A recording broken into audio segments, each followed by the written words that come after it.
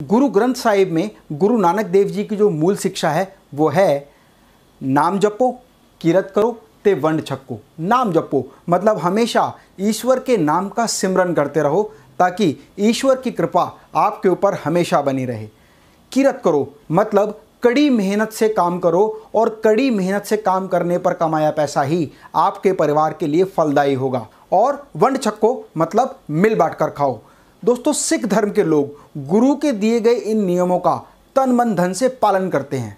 दोस्तों, Canada, America, England, New Zealand और Australia की गवर्नमेंट ने सिख समुदाय को उनके द्वारा किए गए कार्यों के लिए हमेशा सम्मानित किया है। दोस्तों, सिख हमेशा संकट आने से पहले तैयार रहते हैं और सिख धर्म में ये कहा जाता है एकता, समानता और सेवा का भाव रखो। और सिख धर्म हमेशा एक बात समझाता है कि जुल्म करना पाप है, वैसे ही जुल्म सहना उससे भी बड़ा पाप है। सिख धर्म में हर पुरुष सिंह होता है और हर महिला कौर होती है। और आपने देश की आज़ादी में सिख धर्म के लोगों के द्वारा दी गई शहादत के बारे में बहुत पढ़ा होगा। आज मैं आपको सिख धर्म की देश परस्ती के बारे में एक बात बताने जा रहा हूं जो अपने आप में बहुत अनोखी है। ये बात है सन 1962 की। और सन 1962 के समय के एक इतिहासकार जिनका नाम एम राजीव लोचन है, उन्होंने एक अपने आर्टिकल में, जो आर्टिकल इंडियन एक्सप्रेस में पब्लिश हुआ था, उसमें एक बहुत बड़ा खुलासा किया।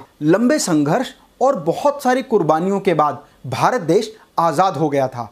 और आज़ाद होने के बाद वो अपनी आर्थिक प्रगति की ओर बढ़ ही रहा था कि 1962 में चीन ने भारत पर हमला कर दिया। ऐसे नाजुक समय में देश की अर्थव्यवस्था को मजबूत करने के लिए उस समय की सरकार ने NDF मतलब नेशनल डिफेंस फंड की स्थापना की और देशवासियों से एक अनुरोध किया कि आप दिल खोलकर नगद व सोना दान करें ताकि हम आर्थिक रूप में मजबूत हों और देश को प्रगति की ओर ले जाएं और चाइना से युद्ध में हमें सहायता मिले। देश पर आए संकट के इस नाजुक समय में प्रत्येक राज्य के देशवासी ने खुलकर नगद व सोने के रूप में भारत का सहयोग किया।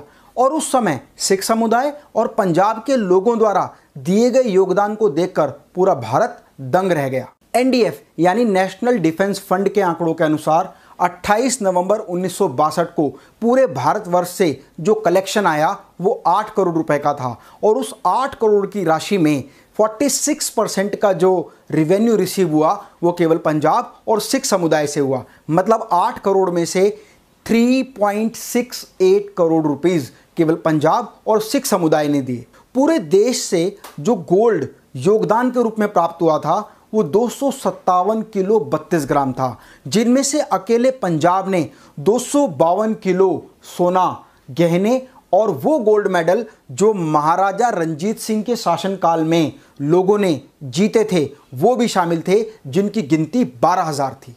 इसके अलावा पंजाब के शिक्षा विभाग ने स्कूल और कॉलेज के विद्यार्थियों को, जिनमें 2 लाख लड़कियां भी शामिल थीं, फौज की ट्रेनिंग दी ताकि जरूरत पड़ने पर वो जंग के मैदान में जा सके और दुश्मनों को धूल चटा सके। इसे कहते हैं असली देश परस्ती। दोस्तों, आज हमारे देश में ही नहीं पूरे विश्व में कोरोना महामारी का कहर है। लोग हर जगह मर रहे हैं, दवाइयाँ और ऑक्सीजन उपलब्ध नहीं हो पा रही है। शमशान घाट में भी लाशें अपने अंतिम संस्कार के लिए इंतजार कर रही हैं। और आज भी सिख समुदाय हर तरह से सेवा करने में तत्पर है, चाहे वो ज़रूरतमंदों को दवाइयाँ उपलब्ध कराने से लेकर हो या ऑक्सीजन की सप्लाई हॉस्पिटल से लेकर मरीजों तक पहुँचाने से लेकर हो, मरीजों के परिजनों को सहायता करने से लेकर भोजन उपलब्ध कराने तक हो। सिख समुदाय हर तरह से तत्पर है और निडर होकर उनकी सेवा में सबसे आगे खड़ा है। इसीलिए कहते हैं गुरु गोविंद सिंह जी के बंदे अपनी जान की परवाह किए बिना सदियों से मानवता की सेवा करते आए हैं, करते हैं और करते रहेंगे। गुरु नानक देव जी की मूल शिक्षा का अनुसरण सिख समुदाय का हर व्यक्ति कर रहा है।